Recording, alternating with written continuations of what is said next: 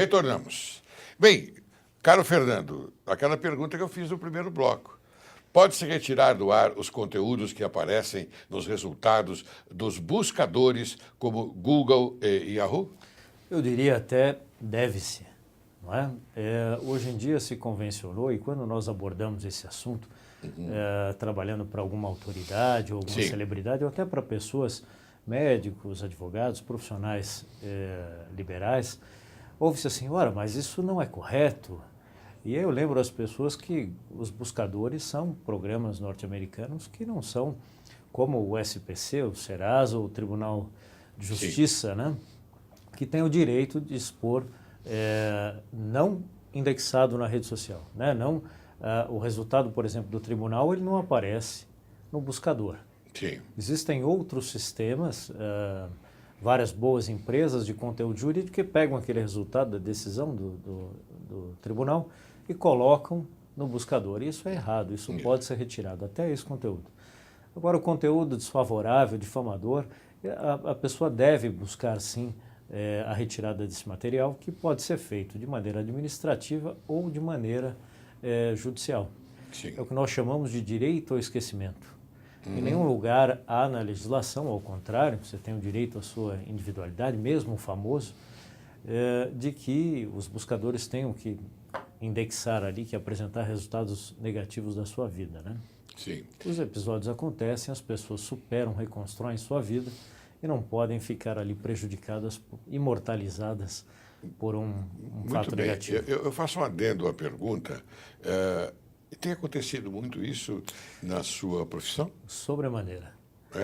Nós temos ou o episódio de buscar a autoria de uma difamação, inicia-se o trabalho por aí, ou já até descoberta a difamação, isso vira notícia, os difamadores e caluniadores são presos, mas o conteúdo continua lá.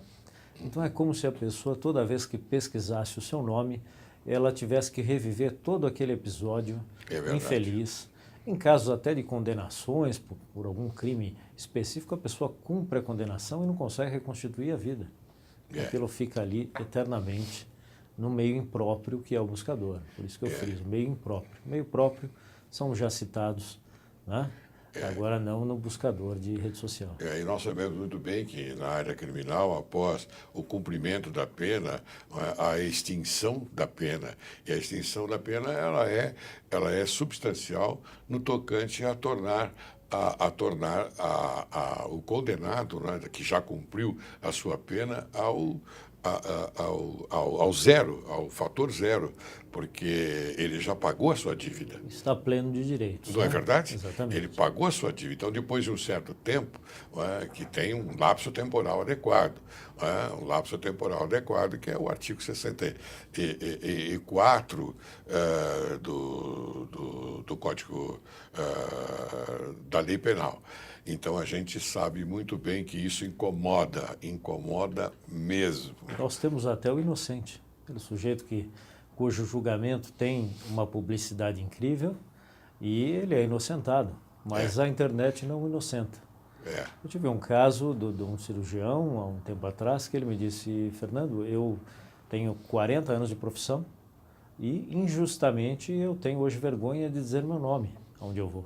As pessoas pesquisam e há ali uma coisa, e a motivação é sempre danosa, é sempre pessoal. Sim. Fora os meios de comunicação, você tem aquela pessoa que insiste em plantar material ali inadequado. E foi feita a recuperação e a pessoa pôde seguir com a sua vida. Afinal, no dizer coloquial, não devia nada, não é? Sim, claro. Isso que é injusto que o meio afirme uma coisa diferente. Aí se torna mais grave quando aparece a imagem ao lado do texto, né? Sem dúvida. E essas imagens e vídeos também podem ser retirados da mesma forma. Podem ser retirados. Segundo, me parece, a Carolina Dickmann conseguiu retirar todas aquelas imagens que macularam a sua vida, né? Isso consegue-se até, tendo o autor, colocar uma obrigação de não fazer. É muito comum, né? Então, o senhor nunca mais poste nada semelhante, nada que diga respeito. Aí se estende um pouco esse leque e aquela pessoa que tinha motivação fica coibida de praticar. E se ela o fizer por um meio falso, por um perfil falso, anonimamente, cybercafés e lan houses não são expectativa de anonimato também, nós conseguimos achar a autoria. Então, acaba assim chegando a pessoa e ela responde pela desobediência também. Muito bem. Diga uma coisa, então, Fernando. Invadir o computador é crime? Finalmente, não é? Nós tivemos anos aguardando uma lei penal, chegou-se o momento em que o Brasil era o único país da América Latina que não tinha uma lei penal de crimes eletrônicos. Isso veio com essas duas leis, a Lei Carolina Dickmann, 12737 e a 12735. Recentemente tivemos agora também o Marco Civil da Internet, que ainda não está em vigor. Sim, o Marco Civil da Internet, Mas ali mais como um norte, justamente para os senhores magistrados já terem um ponto a seguir, um norteador.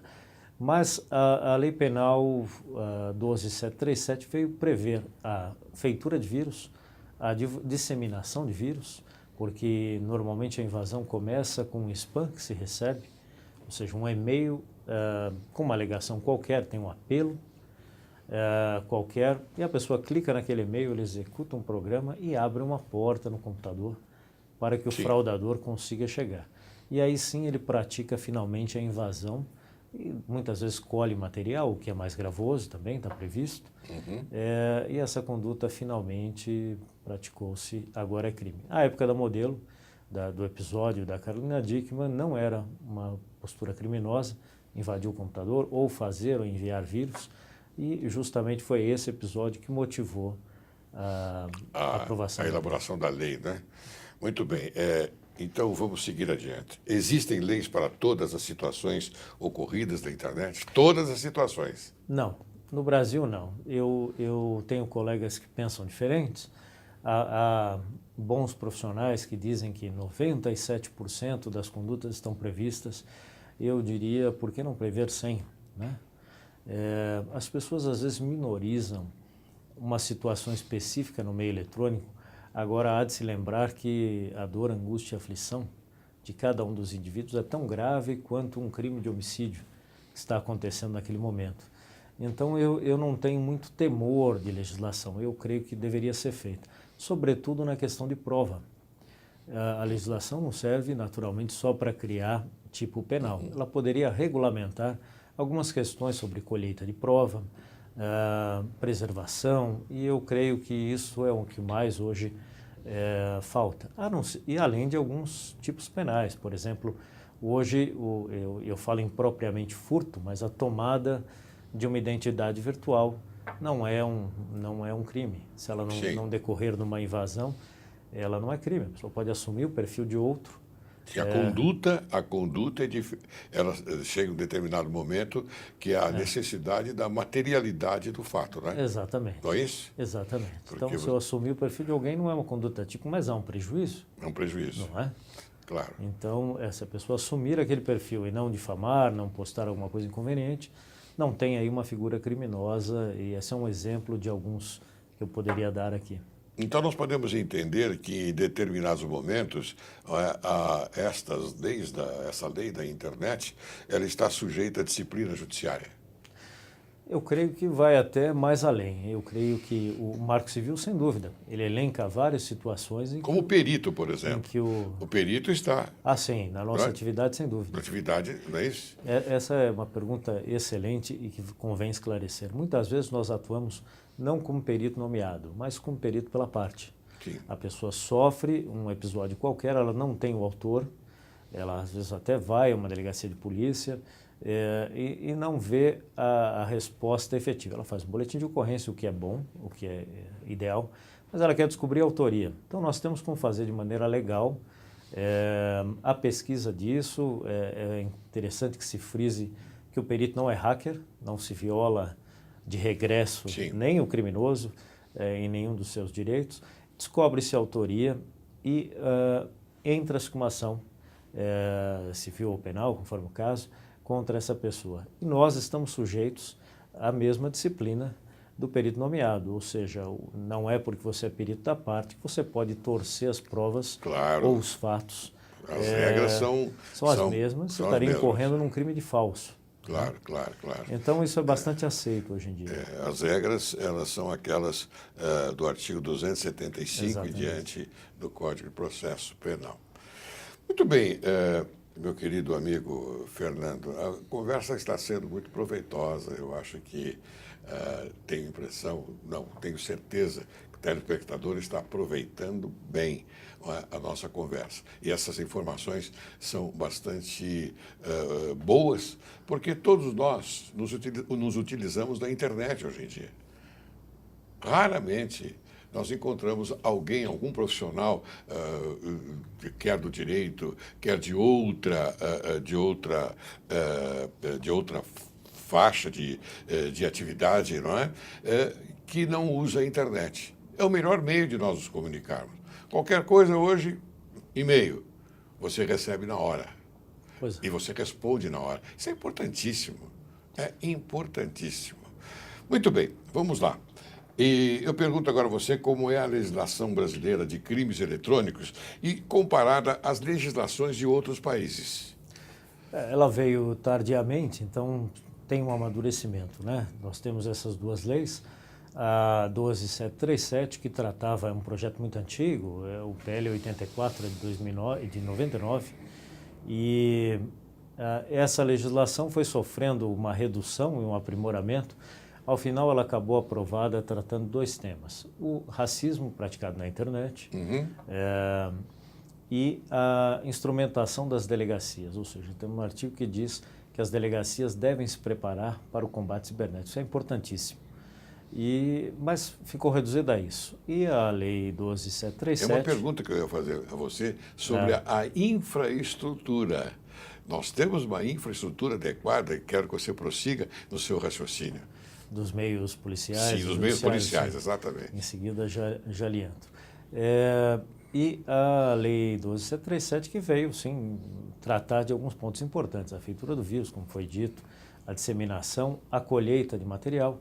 E, por último, tem ali um artigo que equipara cartão de crédito a documento eletrônico. Isso serve para apoiar uma legislação existente já. Então, nós temos basicamente isso. Eu creio que é profundamente insuficiente. Veja, Portugal, por exemplo, já está na sua terceira revisão de legislação. Poxa. É um país próximo, culturalmente. Nós temos na América Latina também países já com uma legislação bastante extensa e que não só abrangem novas condutas, como acabam por onerar a conduta existente quando é praticada no meio eletrônico. Eu creio que esta é uma coisa que precisa ser revista. Então, uma difamação no meio eletrônico é muito mais gravosa. É verdade. Né? E muito mais difícil de você depois extirpar essa difamação do que no meio convencional. Até uma capa de revista, ela tem menos repercussão quando passa o tempo do que uma publicação numa rede social de bastante popularidade.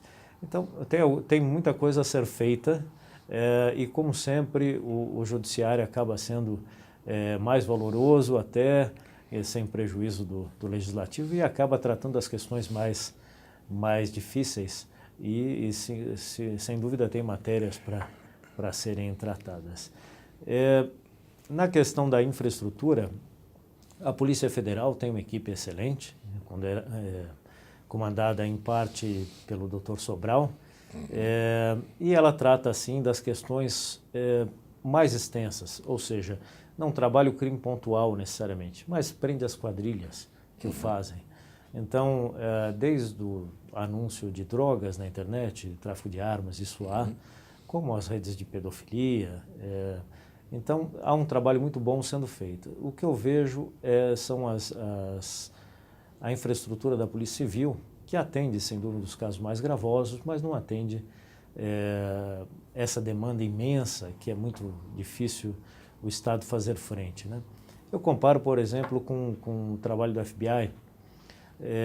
O que impulsionou a resolução do caso do crime eletrônico nos Estados Unidos? Nós temos laboratórios de perícia lá espalhados em 16 estados. Sim. Então, geograficamente distribuídos. E o interessante é que eles são operados por peritos do FBI, mas atendem a todas as polícias. Então, quer dizer, concentrou-se recursos para atender a todos os meios do que a Polícia Civil ter a sua criminalística, talvez para a colheita de prova, mas o tratamento seria mais adequado se nós, já que não temos muito recurso, concentrarmos isso num modelo semelhante, né? Eu, inclusive, vou até mencionar aqui o nome, a figura do Charles Saba, que já esteve aqui várias vezes conosco no programa Direito e Justiça em Foco, e ele fala exatamente isso, com outras palavras. Ele diz que quando ocorre um fato, uma infração penal, um fato, enfim, criminoso, as polícias, elas aparecem de todos os setores, ou seja, bombeiros, correios, etc, etc, etc. Todas com o fim, com a finalidade de colaborar com aquela jurisdição. Eu acho isso muito importante, é diferente daqui do Brasil. Porque aqui no Brasil nós temos uma Polícia Civil, a Polícia Federal, acabou.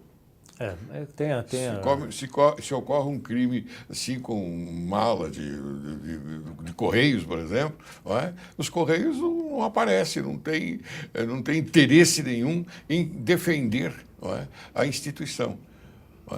Nós sabemos que não é falta de competência e de empenho das polícias. Aqui o serviço forense é bastante caro. É claro. Nossos laboratórios têm ferramentas caríssimas. E isso é muito difícil. Claro.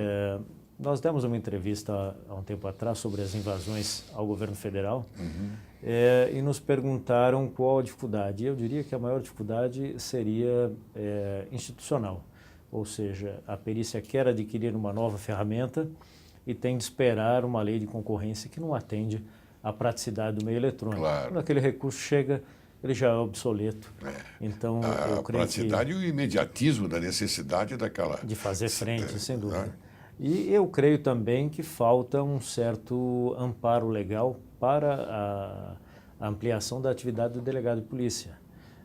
Eu creio que eles têm que ter quebra de dados cadastrais e com muito mais agilidade do que, até sem ordem legal, me parece razoável, para persecução penal. Nós, na perícia privada, temos uma facilidade, por um lado. Se os recursos administrativos são menores, né? O perito não interroga, não faz diligência, perito privado, mas nós temos ferramental extenso e laboratórios bem montados. Então, quando precisamos de alguma coisa que quebre sigilo, abrimos uma cautelar de produção de prova e seguimos na produção ali de maneira legal, mas essa evidência obtida ela é tratada com recurso bastante apropriado. Né, muito bem. Fernando, me responda o seguinte. É importante essa pergunta porque tenho certeza que o telespectador está esperando por ela. Como é que se faz a prova dos ilícitos praticados nos meios digitais? E vou agregar mais uma. A ata notarial é um bom instrumento de prova? Vou começar pela ata notarial. Tá bom.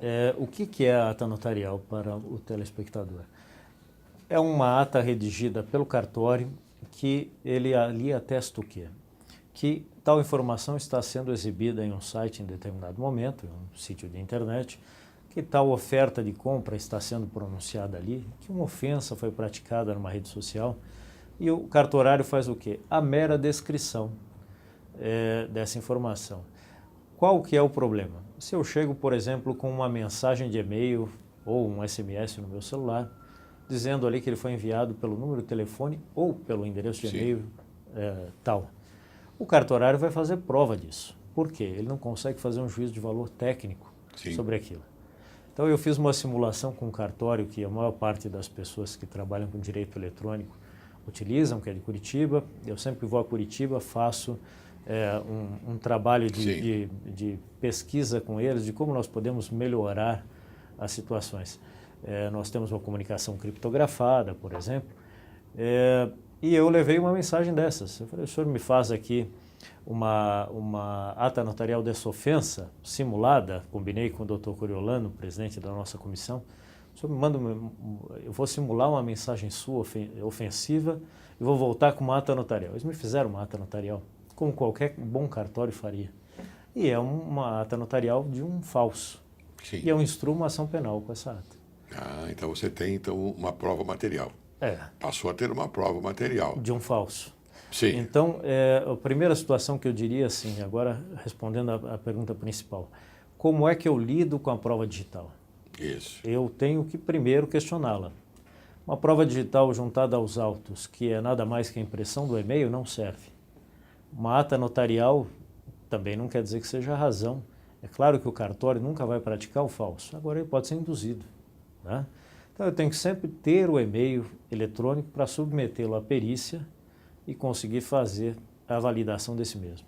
Então, se eu fui ofendido na internet, não basta imprimir aquela tela, mesmo que em meio eletrônico. Sim. Eu tenho que fazer a colheita com a ferramenta eletrônica, com a ferramenta forense adequada, da qual eu tenho que ter o registro, tenho que ter a licença daquela ferramenta, para permitir o contraditório. Ou seja, que a outra parte possa pegar a mesma evidência e submetê-la e ver se consegue os mesmos resultados. Isso quanto a e-mail, postagens, páginas de internet, colheita de material em computador. Então a prova tem que ser colhida pelo perito. Em seguida nós analisamos e fazemos um juízo de valor. Sim. Então com isso se instrumenta um pedido de reparação ou de concorrência desleal com muito mais seriedade do que uma simples impressão de e-mail ou ata notarial. Muito bem, meu caro Fernando. Eu estou finalizando o programa, lamentavelmente, porque as suas informações são preciosas e aproveita a sociedade, o telespectador. Eu peço, então, as suas considerações finais.